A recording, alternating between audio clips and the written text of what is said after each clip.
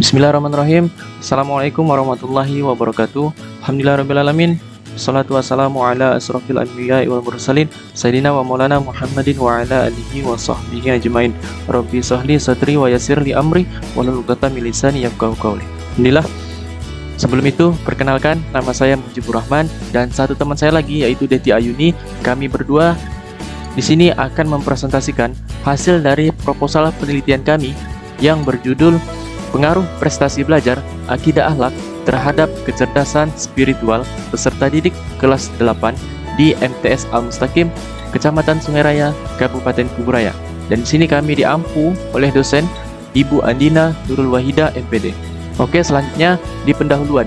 Di pendahuluan ini kami memasukkan latar belakang, rumusan dan tujuan penelitian, dan manfaat penelitian. Adapun latar belakang, di dalam proses belajar mengajar di sekolah, seiring ditemukannya siswa yang tidak dapat meraih prestasi belajar yang setara dengan kemampuan inteligensinya, ada siswa yang mempunyai kemampuan inteligensinya tinggi tetapi memperoleh prestasi belajar yang relatif rendah. Nah, namun ada juga siswa yang walau kemampuan inteligensinya relatif rendah tapi dapat meraih prestasi belajar yang relatif tinggi. Itu sebabnya taraf inteligensi bukan merupakan satu-satunya faktor yang menentukan keberhasilan seseorang karena ada faktor lain yang mempengaruhinya. Selanjutnya belakangan ini, orang-orang banyak sekali membicarakan berbagai macam kecerdasan seperti kecerdasan intelektual, kecerdasan emosional, dan kecerdasan spiritual. Ketika kecerdasan spiritual seseorang kosong dalam diri manusia, maka perannya digantikan oleh emosinya, dan kesombongan, kehancuran, akibatnya bagi semua. Nah, dalam bahasa Al-Quran dinyatakan bahwa barang siapa menolak pengajaran Tuhan, maka ia akan dikendalikan oleh setan. Tentunya kita tidak menginginkan anak kita yang hanya handal dalam kecerdasan intelektualnya, tetapi kecerdasan spiritualnya kosong. Nah, untuk itu, menghadapi persoalan ini yang dihadapi manusia modern sekarang ini, kiranya melalui pembelajaran akidah akhlak, kecerdasan spiritual bisa menjadi salah satu upaya untuk mengembalikan jati diri manusia sebagai fitrah dan menciptakan untuk berbakti kepada Allah dan kerinduan kepadanya. Nah, untuk itu, pengembangan kecerdasan spiritual siswa sangat dibutuhkan agar siswa bisa mengamalkan ajaran agama dengan baik serta menjadikan hidup mereka lebih bermakna dengan diisi oleh ibadah-ibadah kepada Allah dan berbuat baik kepada sesama manusia. Nah, selanjutnya kita masuk ke dalam rumusan dan tujuan penelitian. Nah, adapun rumusan masalah yang kami angkat ini ada 3. Yang pertama, bagaimana prestasi belajar akidah akhlak peserta didik kelas 8 di MTS Al-Mustaqim, Kecamatan Sungai Raya, Kabupaten Kuburaya. Nah, selanjutnya yang kedua, bagaimana kecerdasan spiritual peserta didik kelas 8 di MTS Al-Mustaqim, Kecamatan Sungai Raya, Kabupaten Kuburaya. Nah, selanjutnya yang ketiga, bagaimana prestasi akidah akhlak dan kecerdasan spiritual peserta didik kelas 8 di MTS Al-Mustaqim Sungai Raya, Kabupaten Kuburaya. Nah, selanjutnya untuk tujuan penelitiannya juga kami angkat 3 tujuan. Yang pertama, agar kita mengetahui pengaruh prestasi belajar akidah akhlak peserta didik. Nah, yang kedua, kita mengetahui nih pengaruh kecerdasan spiritual peserta didik. Nah, yang ketiga, kita mengetahui pengaruh prestasi belajar akidah akhlak dan kecerdasan spiritual peserta didik. Nah, untuk selanjutnya, adapun manfaat penelitian, kami berharap hasil dari penelitian yang kami buat ini dapat digunakan khususnya manfaat buat kami sendiri atau sebagai peneliti. Nah, agar memperluas wawasan dan pengetahuan yang berkaitan dengan materi akidah akhlak dan kecerdasan spiritual. Selanjutnya, bagi guru dapat digunakan sebagai acuan dalam mengetahui sejauh mana pengetahuan siswa tentang pelajaran akidah akhlak dan dapat dijadikan sebagai referensi guru dalam meningkatkan kecerdasan spiritual peserta didik. Nah, selanjutnya bagi peserta didiknya sendiri diharapkan dapat meningkatkan minat dan hasil belajar siswa atau peserta didik di mata pelajaran akidah akhlak. Nah, selanjutnya bagi pembaca penelitian kami yaitu agar dapat dijadikan sebagai gambaran tentang bagaimana suatu materi akidah akhlak dapat sangat berpengaruh terhadap kecerdasan spiritual siswa. Oke, mungkin sampai di sini dan akan dilanjutkan oleh rekan saya yaitu Deti Ayuni, dan saya mohon maaf jika ada kata yang salah. Wabillahi taufiq wal hidayah. Assalamualaikum warahmatullahi wabarakatuh. Untuk waktu dan tempat saya persilakan kepada saudari Deti Ayuni. Bismillahirrahmanirrahim. Assalamualaikum warahmatullahi wabarakatuh. Perkenalkan, nama saya Deti Ayuni, NIM 1190-1116. Di sini saya akan melanjutkan presentasi dari Mujibur Rahman, yaitu mengenai landasan teori, yaitu yang pertama kajian teori, kemudian yang kedua kajian penelitian terdahulu, Baiklah, kajian teori. Teori yang dikaji yaitu yang pertama prestasi belajar akidah akhlak, dengan subteori yang pertama yaitu pengertian prestasi belajar. Yaitu di sini kami mengambil kutipan dari buku Fatur Rahman dan Sulis Teorinya tahun 2012, halaman 118 sampai 120. Kemudian yang kedua, faktor-faktor prestasi belajar. Di sini kami mengutip dari buku Sameto halaman 54 tahun 2015. Kemudian yang ketiga, pengertian akidah. Di sini kami mengutip dari buku Abdullah tahun 2005 halaman 28. Kemudian buku dari Ahmad tahun 2008 halaman 116. Kemudian buku Muhaimin tahun 2005 halaman 59. Kemudian Muhammad Daud Ali tahun 2002 halaman 119. Kemudian subteori pengertian akidah, pengertian akhlak. Di sini kami mengutip buku dari Tajab tahun 1994 halaman 242. Kemudian subteori pengertian pelajaran akidah akhlak. Di sini kami mengambil kutipan dari buku Rifai tahun 1994 halaman 5. Kemudian Depak tahun 2003 halaman 2. Kemudian subteori faktor-faktor yang mempengaruhi akidah akhlak. Di sini kami mengutip buku dari Daulay tahun 2014 halaman 133 sampai 134. Kemudian dari buku Widyan Nidan Barnawi halaman 2012 halaman 35. Kemudian dari buku Abu Dinata halaman 4 tahun 2011. Kemudian subteori ruang lingkup pelajaran akidah akhlak. Di sini kami mengambil kutipan dari buku Wina Sanjaya tahun 2010 halaman 114. Kemudian untuk teori yang kedua yaitu kecerdasan spiritual, dengan subteori yang pertama yaitu pengertian kecerdasan spiritual. Di sini kami mengambil kutipan dari buku Nana Syaudi Sukmadinata tahun 2003 halaman 256. Kemudian dari buku Montipe Satya Dharma tahun 2003 halaman 42. Kemudian dari buku Abdul Mujib tahun 2002 halaman 317.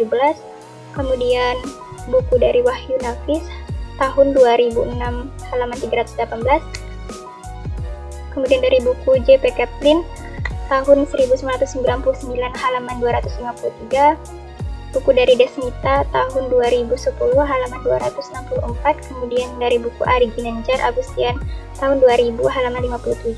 Kemudian yang terakhir ada Dana Zohar dan Ken Marshall tahun 2007 halaman 4. Kemudian subteori dasar kecerdasan spiritual. Di sini kami mengambil kutipan dari buku Imam Al-Ghazali tahun 1984 halaman 2 sampai 3. Kemudian dari buku Ari Ginanjar Agustian tahun 2000 halaman 68. Kemudian dari buku Dana Zohar dan Ian Marshall tahun 2007 halaman 12. Kemudian subteori yang ketiga yaitu ciri-ciri kecerdasan spiritual.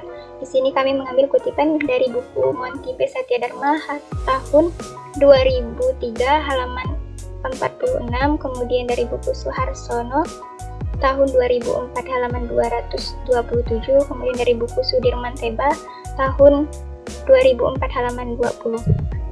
Kemudian subteori yang keempat ada faktor kecerdasan spiritual, yaitu di sini kami mengambil kutipan dari buku Suharsono tahun 2003 halaman 51, kemudian dari buku Suharsono tahun 2003 dan halaman 134. Kemudian dari buku Ari Ginanjar Agustian tahun 2000 halaman 38. Kemudian dari buku Toto Taksmara tahun 2001 halaman 93 sampai 96. Kemudian yang terakhir ada fungsi kecerdasan spiritual. Yaitu di sini kami mengambil kutipan dari buku Mas Udik Abdullah tahun 2005 sampai tahun 2005 halaman 181 sampai 185. Kemudian dari buku Sukidi tahun 2004 halaman 28. Kemudian bagian kajian teori terdahulu. Di sini kami mengambil skripsi dari Afifah Hanif tahun 2011 dengan judul skripsi Pengaruh Kecerdasan Spiritual Terhadap Prestasi Belajar Akidah Akhlak Siswa di MI Yanatul Atfal, Cangkal Sewu, Kecamatan Sukolilu, Kabupaten Pati tahun pelajaran 2010-2011. Berdasarkan hasil penelitian dapat disimpulkan kecerdasan siswa dalam kategori baik, rata-rata prestasi belajar akidah akhlak dalam kategori baik.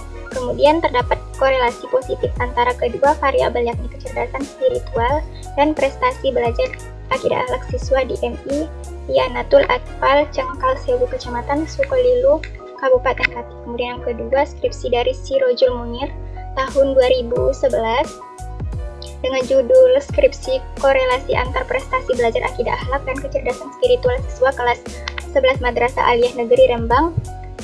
Berdasarkan hasil penelitian dapat disimpulkan tingkat prestasi belajar akidah akhlak siswa kelas 11 Man Rembang dalam kategori sedang. Tingkat kecerdasan spiritual siswa kelas 11 Man Rembang dalam kategori sedang. Kemudian terdapat atau ada hubungan positif antara prestasi belajar akidah akhlak dan kecerdasan spiritual siswa kelas 11 Man Rembang.